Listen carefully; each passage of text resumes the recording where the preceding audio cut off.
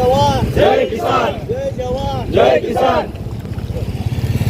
भारत माता की जय, भारत माता की जय, भारत माता की जय।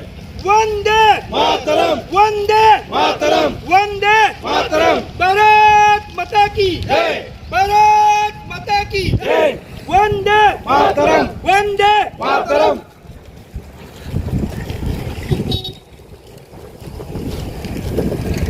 भारत माता की जय, वंदे मातरम, वंदे मातरम, वंदे मातरम।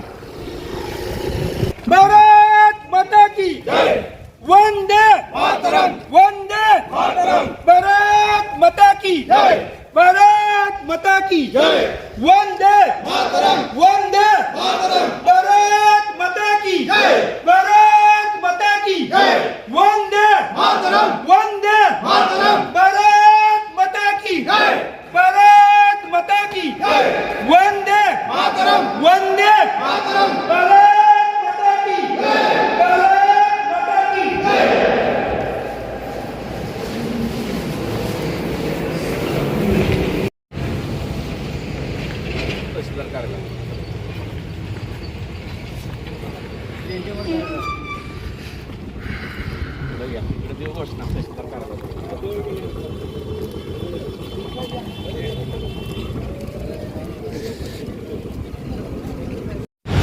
भारत माता की जय, वंदे मातरम।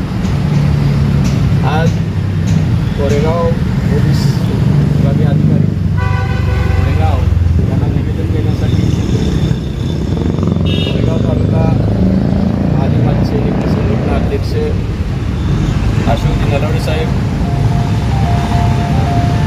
विशेष शिंदे साहेब आणि सर्व कोरेगाव तालुक्यातील माजी सैनिक संघटना तसेच त्रिदल सैनिक संघटनेचे अध्यक्ष माळीसाहेब, त्यांचे सर्व सहकारी आणि मी स्वतः प्रशांत कदम, राज्य उपाध्यक्ष सैनिक फेडरेशन। आज आमच्याकडं परवाच आदरणीय जगताप साहेबांनी निवेदन दिलं आणि त्यांची जी मुलगी जान्हवी आहे ती अल्पवयीन आहे आणि जवळजवळ 1 महिना झालं आज आपण FIR दाखल आहे, तरीसुद्धा ज्या फरार आरोपी जो आज माजी सैनिक जगताप साहेब यांच्या म्हणण्यानुसार त्यांना कोयत्याचा धाक दाखवून त्यांना पळवलेले आहे। आतिश जावळे म्हणून त्या तरुणाचं नाव आहे। तर माझी पोलीस प्रशासनाला एवढीच विनंती राहील की 1 महिना झालं जर एका देशसेवा करणाऱ्या, सीमेवर लढणाऱ्या सैनिकाला न्याय भेटत नाही तरी शोकांतिका आहे आणि सर्व सातारा जिल्ह्यातील नाही महाराष्ट्रातून सैनिकांची नाराजी आहे। तर मी विनंती करेन की तात्काळ जावळे फरारी आरोपीला पकडावं आणि मुलीचा शोध घ्यावा आणि त्यांना या माजी सैनिक जे मातापिता आहेत त्यांना सुपूर्द करावं अशी मी विनंती करतो।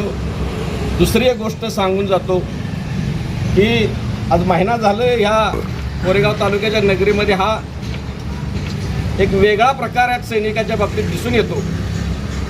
आज ज्यांना सैनिकांनी 2 लगातार टर्म आमदार म्हणून निवडून दिलं त्या आमदार साहेबांच्याकडे आज माजी सैनिक कुटुंब गेलं तरीसुद्धा न्याय मिळत नाही, ही शोकांतिका आहे।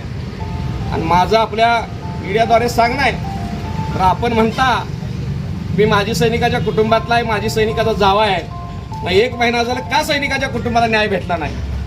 जर हा न्याय भेटला नाही याचा उद्रेक या कोरेगाव तालुक्यामध्ये सैनिक आक्रोश मोर्चा रास्ता रोको होईल आणि तुमच्या घराला सुद्धा वेढा दिला जाईल।